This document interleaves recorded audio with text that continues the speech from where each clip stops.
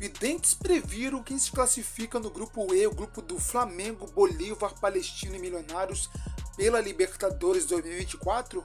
Vamos direto para as previsões, mas antes, comente aqui se você acha que o Flamengo classifica ou não, quais as duas equipes que se classificam no grupo. Comente aqui, vamos para as previsões.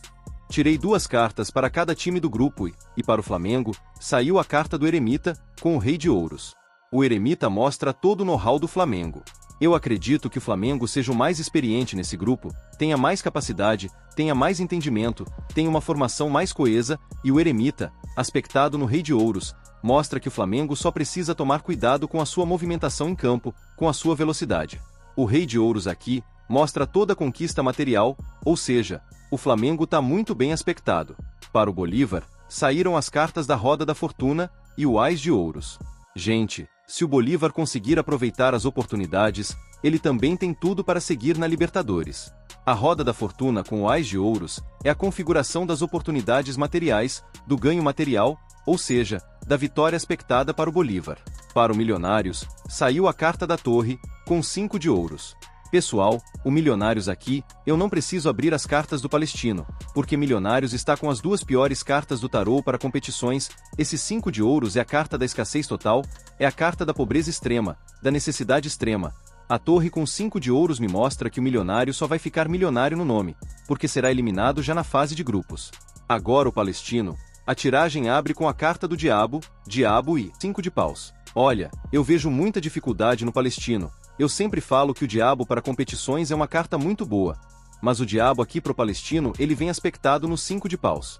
Vai ter muita dificuldade em campo, vai faltar entrosamento, pode nos jogos que ele fizer na fase de grupos, descambar para violência e ter problemas sérios, principalmente nos próximos jogos. A equipe chilena vai parar nos 6 pontos, vai ter um mau desempenho nas próximas partidas, é o que as cartas me mostram. Então, a minha previsão é que as equipes que avançam para as oitavas, no grupo do Flamengo, é o Bolívar e o Rubro Negro Carioca. As cartas me mostram o Flamengo se recuperando nesses 2 últimos jogos e passando em segundo do grupo com 10 pontos e o Bolívar com 11 pontos, tendo uma derrota para o Flamengo no Maracanã, e empatando o último jogo. São essas 2 equipes que passam da fase de grupos da Libertadores 2024. Flamengo tem mais condições pela estrutura, pela firmeza, pela sabedoria, pelo know-how, mas o Bolívar vai fazer também uma boa campanha nessa fase de grupos, então a minha previsão é Flamengo e o Bolívar, ou melhor, Bolívar e Flamengo nessa ordem, passando da fase de grupos seguindo na Libertadores 2024. Tirei 5 cartas para sabermos se o Flamengo ainda se classifica para as oitavas de final da Libertadores. Comente aqui, se você acha que o Flamengo ainda se classifica ou não. Antes de começar os jogos da Libertadores, eu havia feito uma previsão sobre o desempenho do Flamengo, e muita coisa se confirmou. Das 5 energias tiradas, a primeira foi a energia da Carta da Justiça, carta que já fala de equilíbrio dentro da competição. Mencionei que o Flamengo teria que ter muito cuidado, porque a segunda carta é a do 7 de espadas, que mostrava dificuldades no decorrer da competição. A gente sabe que a questão da altitude pesa para qualquer time que não está acostumado, e disse que poderia ter alguns problemas sim com a altitude, e se confirmou. Tinha saído a carta da temperança, e a do 2 de espadas. Disse que a temperança, apesar das dificuldades da altitude, analisando bem, teríamos um certo equilíbrio no grupo, porque aspectado na carta da justiça, mostrava exatamente um grupo aparentemente fácil, mas que não seria como muitos torcedores estavam pensando, não pelos times, mas pelos 2 jogos na altitude. Mencionei que a carta do 2 de espadas era uma energia de tranquilidade para o Flamengo a princípio, mas que precisaria saber trabalhar na preparação para os jogos fora, porque passaria por pedras e problemas no caminho.